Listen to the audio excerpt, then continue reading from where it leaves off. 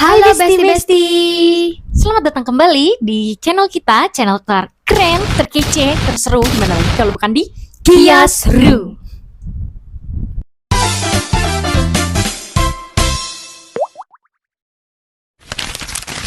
Oke, hari ini kita mau ngapain? Kali ini kita bakal membacakan cerita-cerita horor dari netizen plus 62 yang ada di blogspot Detik Jogja. .com. Nanti kita bakalan bacain dan kita bakal kasih judul #teman tidur. Ya, kali ini di episode teman tidur dengan mendengarkan cerita horor dari netizen. Bagi kita lanjut ke cerita yang pertama. Serem apa sih cerita dari netizen yang dialami Betul. kali ini? Oke, tanpa basa-basi langsung aja ke cerita yang pertama. Check this out. Oke, kita masuk ke cerita yang pertama. Oke, cerita yang pertama, foto berhantu di Lawang Sewu.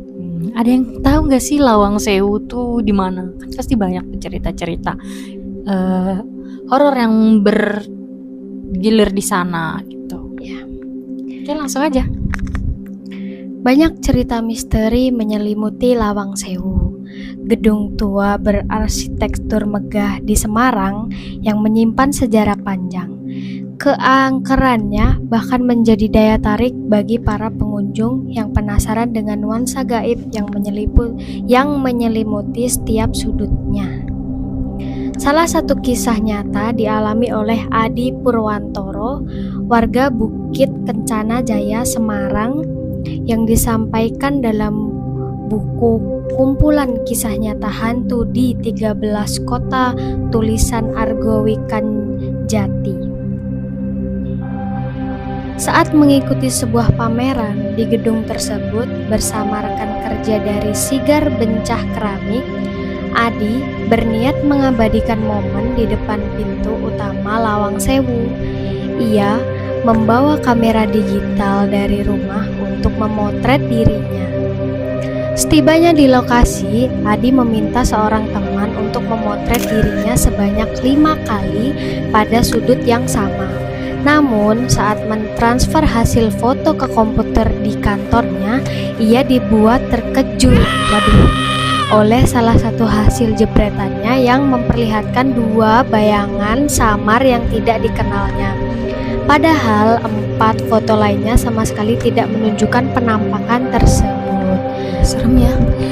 Penasaran, Adi mencetak foto tersebut dan membawanya ke juru kunci Lawang Sewu. Wah, niat banget ini ya. Yang bernama Mbah Bejo. Menurut Mbah Bejo, bayangan misterius itu diyakini sebagai makhluk gaib. Bahkan disebut-sebut sebagai sosok tentara Jepang yang pernah dibantai di gedung itu pada masa lalu. Adi sendiri mengaku sejak pertama kali melangkah masuk ke Lawang Sewu, ia sudah merasakan suasana yang berbeda, seperti energi magis yang menyelimuti. Meski begitu, ia tidak merasa takut karena meyakini bahwa setiap tempat memang memiliki penghuni gaib. Justru rasa penasaran pada cerita-cerita horor itulah yang membuat banyak orang tertarik datang dan membuktikan langsung. Di balik kisah-kisah seramnya, Lawang Sewu tetap menyimpan keindahan dan nilai sejarah tinggi, dan kini menjadi salah satu bangunan kuno yang dilindungi dan dibanggakan oleh kota Semarang. Arek-arek Semarang mana nih suaranya nih? Tapi BTW Lawang Sewu itu emang udah terkenal ya dari dulu. Jadi udah gak heran lagi kalau cerita-cerita kayak gini. Oke, lanjut ke cerita yang kedua. Cerita kali ini tentang diculik wewe gombel. Kalian pasti pernah dengar lah. Itu biasanya kalau diculik wewe gombel tuh anak-anak kecil yang suka main di waktu maghrib. Waduh, Ya. Tuh makanya untuk anak-anak yang masih kecil jangan main maghrib-maghrib. Udah kalau udah maghrib tuh masuk ke rumah gitu. Betul. Oke. Kali ini kita akan membacakan cerita dari kutipan dari buku horor 13, tulisannya Ajen Dianawati. Ini tentang keponakanku diculik wewe gombel katanya. Oke, kita Jadi- dengerin ceritanya. Jadi waktu menjelang maghrib, suasana kampung biasanya mulai sepi. Terus warga yang memiliki anak kecil tuh akan segera membawa anak-anak mereka masuk rumah dan menutup pintunya rapat-rapat. Di kampung kami ini sudah seperti aturan yang tak tertulis. Jadi semua karena cerita yang menyeramkan tentang hantu wewe gombel itu, mereka percaya suka menculik anak-anak di waktu senja. Tapi keponakanku, Zaki, seolah tak percaya tentang cerita itu. Waktu usianya 6 tahun dan hari itu dia baru pulang ngaji dan agak terlambat karena ngikutin acara ulang tahun temannya. Waktu jalan pulang yang harus dilewati tapi ngelewati kebun aren yang sunyi dan gelap katanya. Terus ibunya itu bibinya dia itu cemas karena saat malam Zaki ini belum pulang juga. Terus sama suaminya mereka mulai cari ke rumah temannya Zaki, tapi nggak ada, hasilnya tuh nihil. Terus ketika jam menunjukkan jam 10 malam, warga itu baru turun tangan untuk nyari si Zaki ini kemana gitu. Lalu isunya mulai beredar, si Zaki ini diculik sama wewe gombel ini. Salah satu tetangga tuh menyarankan untuk memanggil Pak Ijal. Dia ini sesepuh desa yang dikenal punya mata batin. Walaupun warga ini membawa obor dan peralatan dapur untuk mengetuk-ngetuk sambil memanggil nama Zaki, tiba-tiba paman melihat sepeda Zaki itu ada di tanah. Dan gak lama kemudian seseorang melihat ke atas pohon, si Zaki ini ada di sana, wajahnya pucat, terus tubuhnya lumpur dan bajunya juga yang dikenain itu dari pagi. Jadi dia itu pakai baju yang pagi itu dipakai gitu. Setelah itu si Zaki ini dibawa dengan penuh haru, dibawa pulang. Jadi mereka tuh sedih sama seneng lah, campur aduk gitu. Karena anaknya ketemu ya. Iya, terus pas udah tenang, terus diruqyah lah si Zaki ini baru cerita. Di kebun dia dengar suara cekikikan katanya dan ngelihat sosok wanita cantik di balik pohon. Terus dia tersenyum, tiba-tiba membawanya terbang ke atas pohon tinggi, lalu memeluknya erat dan membawa makanan sama minuman katanya. Untungnya si Zakinya ini nolak. Terus menurut Pak Ijal, Zaki ini sempat menyentuh makanan dari makhluk itu. Karena itu dia jadi bisu seumur hidup. Konon makanan itu sebenarnya adalah kotoran manusia yang disulap jadi makanan yang lezat. Serem banget ya. Sosok hantu juga itu, ya. ya, sosok hantu itu dipercaya sebagai arwah omas wanita yang mandul yang dulu dibuang suaminya dan akhirnya bunuh diri tragis. Karena kerinduan mendalam sama anaknya ini, arwahnya terus gentayangan, nyulik anak-anak yang dianggapnya bisa jadi pengganti anak yang tak pernah ia miliki itu. Peristiwa ini membuat kampung menjadi waspada. Kini anak-anak diwajibkan pulang sebelum maghrib dan setiap Jumat pengajian rutin tuh digelar untuk mendoakan arwah omas agar dapat beristirahat dengan tenang kayak gitu. Waduh, Jadi besti gimana nih? iya, gimana Pernah menurut nggak? kalian? Pernah nggak ada nggak cerita-cerita kayak diculik wewe gombel kayak gitu di daerah kalian gitu? Tuh. Pernah nggak sih? Ada nggak sih saudara atau teman atau tetangga gitu yang diculik Tapi sama wewe gombel? Amit-amit lah ya. Semoga sih nggak ada ya. Serem juga diculik terus ketemunya di atas pohon gitu kan. Betul. Mending kalau bisa balik ya kan. Iya, kalau enggak gitu kan. Oke, kita lanjut ke cerita selanjutnya. Number 3. Oke, kita masuk ke cerita nomor 3. Dengerin ya besti sambil tiduran. Jangan lupa kopinya, gorengannya.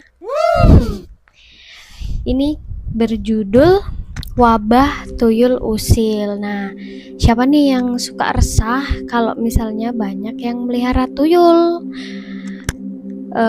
Jadi mau nabung uang tuh jadi Hilang terus. resah, ya kan? gelisah gitu ya, nggak tenang ya. Emang meresahkan ya, besti-besti. Oke, kita langsung aja ke ceritanya. Masih dari kumpulan kisah alam gaib tulisan Tri Wahyono. Kisah horor kali ini menceritakan tentang tuyul. Seperti apa kisah lengkapnya? Sekitar 3 tahun lalu, desaku mengalami musibah besar yang membuat warga resah. Musibah ini bukan berupa bencana alam atau wabah penyakit seperti yang biasa diberitakan di media, melainkan hilangnya uang secara misterius dari banyak warga. Hampir setiap orang di desa kehilangan uang, mulai dari pecahan kecil hingga ratusan ribu rupiah. Banyak yang menduga kejadian ini disebabkan oleh tuyul. BTW kenapa yang nggak diambil yang gopean aja ya, 500 rupiah? Dia selalu ngambil tuh yang Kenapa pecahan, dia kalau nggak pinter? 50, 100 gitu Nah, kan. betul. Lanjut, para korban berasal dari berbagai kalangan, termasuk orang-orang kecil dengan penghasilan terbatas. Salah satunya adalah Mpok Pawiro yang kehilangan uang sebesar 17.000 rupiah. Ia sehari-hari berjualan tempe di pasar dan jumlah uang itu sangat berarti baginya. Mpok Pawiro yakin uangnya hilang secara gaib, sampai 17.000 pun dia ambil. Desas-desus tentang tuyul itu cepat menyebar. Warga mulai mencurigai 2 orang, yakni Pak John Poni dan Bu Saiji. Tuduhan ini muncul karena ada yang pernah melihat mereka pergi ke makam Pangeran Samudra. Setelah kejadian itu, kehidupan keduanya berubah drastis. Mereka menjadi kaya dan memiliki banyak sawah. Konon di rumah mereka ada berangkas berisi uang dan setiap malam selepas maghrib mereka selalu meletakkan bunga kantil di atasnya sebagai sajian.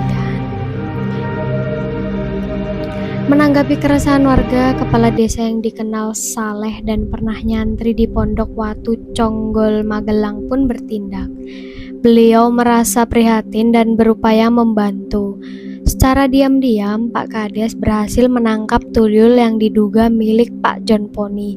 Ia kemudian memberi peringatan agar tuyul itu tidak diambil dalam waktu 3 hari. Jika tidak, maka akan dibuang ke Laut Selatan. Nah, buang aja. Buang.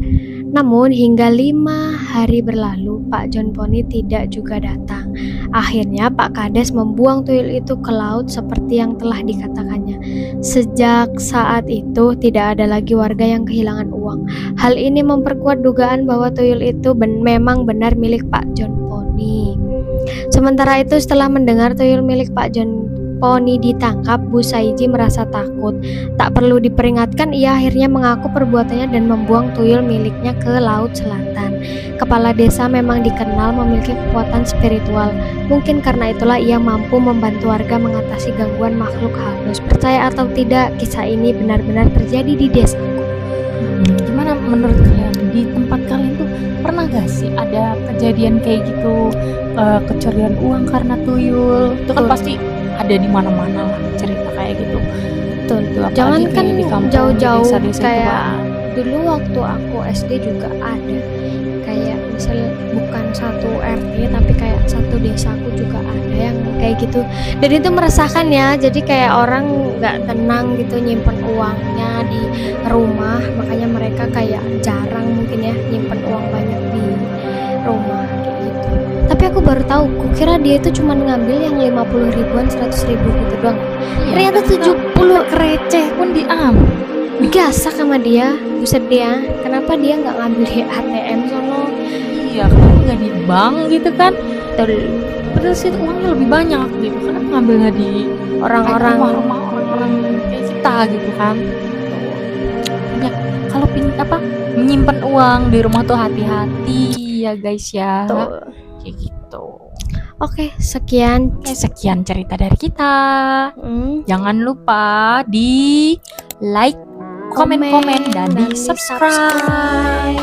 BTW kita lagi ngadain, nanti akan mengadakan giveaway menuju 1000 subscriber. Dibantu di subscribe-nya. Tuh. Siapa tahu kalian berkesempatan memenangkan merchandise dari kita. Kita akan pilih 10 orang pemenang. Di komen ya, makanya kalian jangan lupa Kalian di komen, di like, di share juga. Kayak gitu. Oke, thank you Thank bestie you yang sudah menonton video kita kali ini. Boleh di Betul. komen-komen pengalaman kalian nih. Ada nggak sih cerita-cerita horor Betul. seperti yang kita bacakan kali ini? Dan kalau kalian suka sama segmen kita yang ini, nanti kita bakalan ada part 2, part 3, part 4. Oke? Oke. Bye-bye. Bye-bye.